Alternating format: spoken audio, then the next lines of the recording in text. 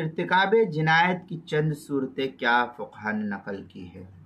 چنانچہ جنایت کے ارتکاب کی کئی ایک صورتیں جو ہے فقہ نے نقل کی ہے۔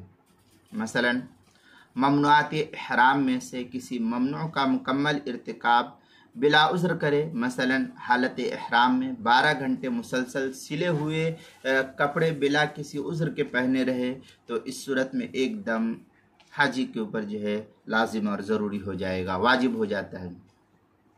غنیۃ الناسک میں جزاء الجنایات اما دم حتما اذا ارتکب المحظور کاملا بلا عذر، غنیۃ الناسک کی عبارت ہے، صفحہ 238، اسی کا ہم مثل عبارت شرح نقایہ صفحہ نمبر 210 پر اس کو نقل کیا ہے۔ دوسری صورت یہ کہ ممنوعات احرام میں سے کسی ممنوع کا ارتکاب بلا عذر مکمل نہ کرے بلکہ ناقص ارتکاب کرے، مثلا 12 گھنٹے سے کم سلے ہوئے کپڑے حالت احرام میں پہنے رہے، تو اس صورت میں جزا کے طور پر صدقہ واجب ہوتا ہے۔ چنانچہ غنیۃ الناسک میں ہے او صدقۃ حتما اذا ارتکب المحظور ناقصا بلا عذر، یہ غنیۃ الناسک کی عبارت ہے، صفحہ 238 پر۔ تیسری صورت یہ کہ کسی معتبر عذر کی بنا پر ممنوعات احرام میں سے کسی کا ارتکاب کامل طور پر کرے، مثلا یہ کہ شدید سردی یا سخت بیماری کی وجہ سے 12 گھنٹے سلے ہوئے کپڑے پہنے رہے، تو اس صورت میں مرتکب کو اختیار ہے، چاہے روزہ رکھے یا صدقہ دے دے یا دم دے دے۔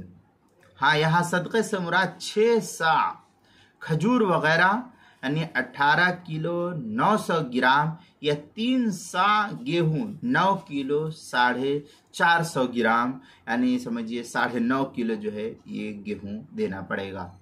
غنیۃ الناسک میں ہے او علی التخییر بین الصوم والصدقہ، اس طریقے کے الفاظ غنیۃ الناسک صفحہ 238 پر ہے۔ آگے مزید ہے اذا فعل شیئا منها کاملا بعذر فہی ثلاثۃ، آگے جو ہے مزید تفصیل ہے اس کے اندر غنیۃ الناسک کے صفحہ 240 پر۔ چوتھی صورت یہ کہ اگر ممنوعات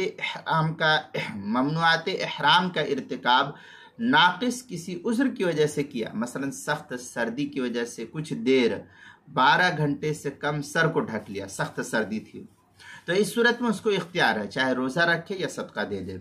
چنانچہ غنیۃ الناسک میں ہے او علی التخییر بین الصوم والصدقہ اذا ارتکب المحظور ناقصا بعذر، یہ غنیۃ الناسک کی عبارت ہے، صفحہ 239 پر۔ اور کتاب المسائل تیسری جلد صفحہ 150 اور صفحہ 151 عنوان ہے ارتکاب جنایات کی چند صورتیں، اس کے تحت جو ہے اس مسئلے کی تفصیل نقل کی گئی ہے۔